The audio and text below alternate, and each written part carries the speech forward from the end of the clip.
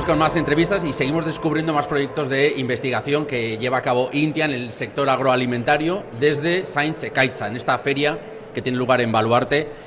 ¿Qué tal? Pablo Enrique, muy buenas, bienvenido. Buenos días, gracias. Bueno, Pablo Enrique, que es técnico de la Oficina de Energías Renovables del área de riegos de Intia, porque vamos a hablar de un proyecto que tiene mucha relación, que guarda mucha relación con el regadío y que nace con la intención de instalar una placa fotovoltaica con la que se pueda autoconsumir energía para el riego.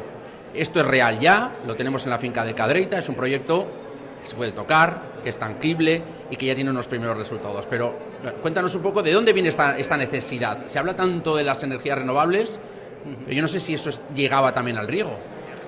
Pues la necesidad del proyecto surge un poco en el año 2020, después de varios años en los que la subida, los precios de la luz eran cada vez más altos y supone un sobrecoste pues importante en especial para las comunidades de regantes, que el principal coste de su actividad es la luz, ¿no?, para mover las bombas de riego. Entonces, se junta un poco esa subida de precios, que en 2020 ya estaba acelerada y no ha sido nada eso para lo que ha venido después, en 2021, 2022 y lo que llevamos de 2023, y un interés creciente por las energías renovables, ¿no?, que en otros sectores ya se empezaba a hablar, ya se oye, se ven en casas algunas placas. Entonces, pues bueno, tuvimos esa duda de cómo va a funcionar esto, ¿no?, cómo se podría adaptar bien. A priori, el regadío tiene algunas cosas que encajan muy bien con la fotovoltaica, como que se consume más en verano que en invierno, que es cuando hay más luz, y otras que encajan menos, ¿no?, que generalmente hay pues mucha cultura de regar de noche por ciertos beneficios agronómicos, económicos, etcétera.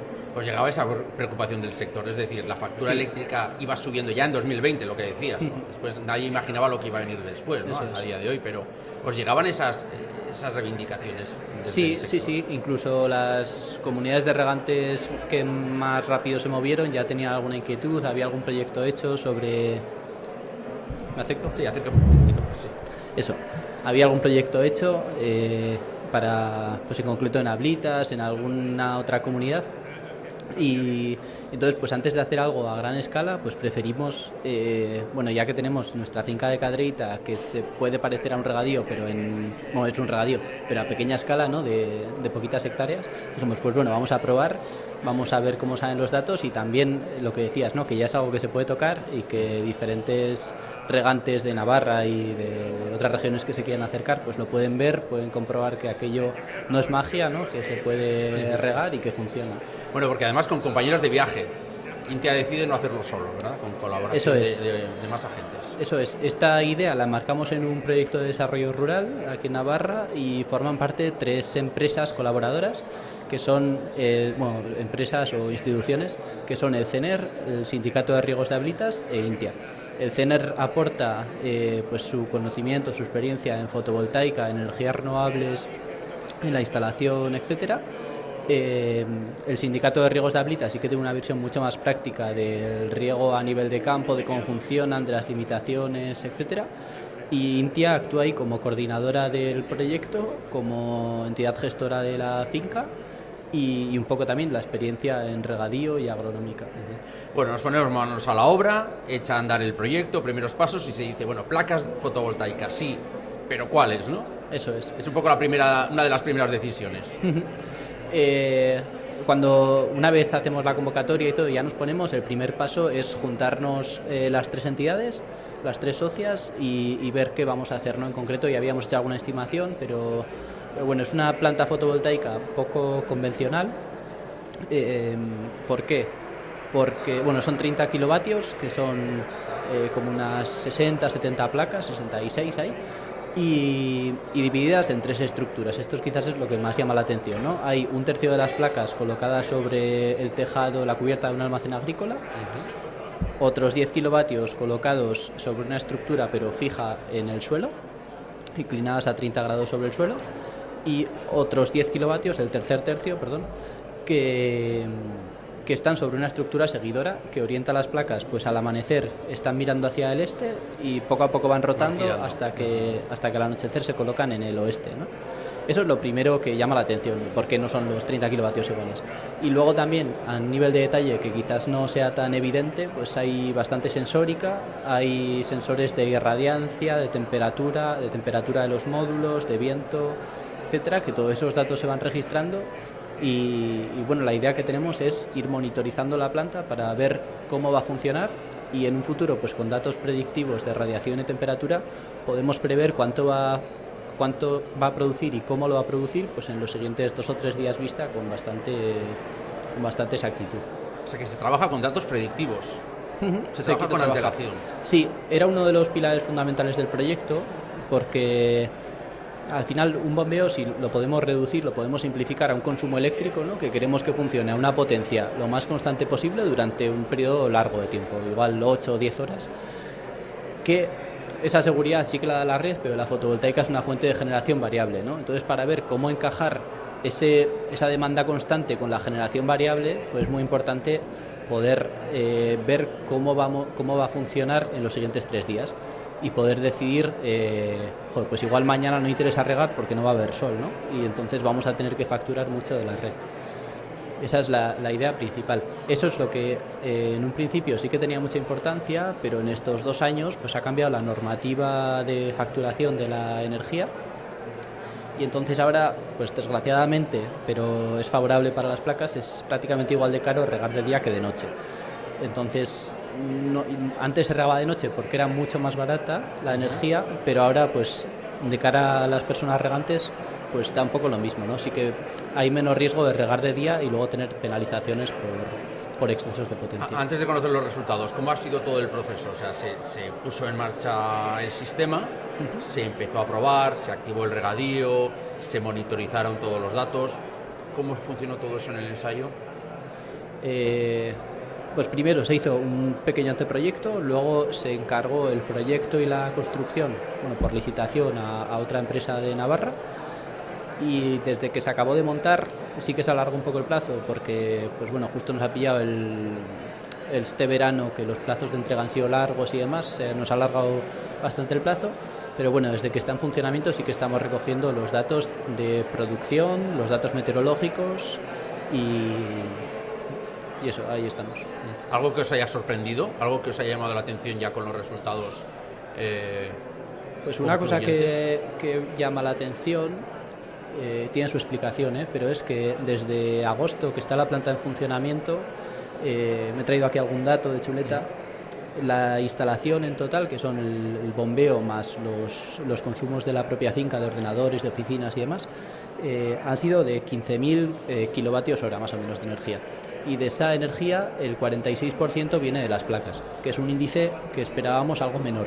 En los bombeos directos, que no tienen balsa de acumulación ni ninguna otra forma de acumular esa energía, suele rondar el 30-35%, en este caso es el 46%, que pues a pesar de que se ha puesto en funcionamiento en agosto y todavía no tenemos una campaña de riego entera, que solo cogimos los últimos meses de riego, pues es algo mayor de lo que esperamos. Puede ser por los consumos de las oficinas, que también se aprovechan de esas placas, o porque la instalación en sí está un poquito sobredimensionada, ¿no? A ser algo experimental y así, pues igual si hubiéramos tenido que ir meramente a lo económico, hubiéramos puesto algunas placas menos. Vamos con lo que hemos aprendido de este proyecto. ¿Verdaderamente es tan rentable como pudiera parecer en un principio el instalar energía renovable para el regadío de una parcela? Pues la rentabilidad depende muchísimo del precio de la luz. Es decir, si la luz baja, la rentabilidad de las placas pues se alarga, ¿no? O sea, al revés, se reduce, el plazo de amortización se alarga. Entonces, en un contexto como el que estamos, que no sabemos cuánto nos van a cobrar la luz la semana que viene, y mucho menos a 20 años, pues es pillarse un poco los dedos, asegurar que la planta se va a amortizar en 5 o 10 o 15 años. En principio, los cálculos, siendo además un poquito conservadores, sale que las placas se pagan, o sea, se amortizan en como unos 10 años, en el caso más desfavorable. Si continuamos con estos precios tan altos, pues igual en 4 o 5 años están amortizadas. ¿Y qué hemos aprendido del proyecto? Pues aparte de la rentabilidad, en este proyecto hemos aprendido mucho, ¿no? Decía un técnico del CENER, en un día que estábamos allá en Cadreita montando y que había bastantes problemas, decía, lo que vamos a aprender hoy, ¿no? Pues en este proyecto hemos aprendido bastantes cosas que se podrían resumir en 2, ¿no? Las más importantes, que es, por un lado, hay que poner mucho detalle en el diseño del proyecto, en ver todos los datos horarios, en hacer una planta verdaderamente a medida del regadío que está alimentando.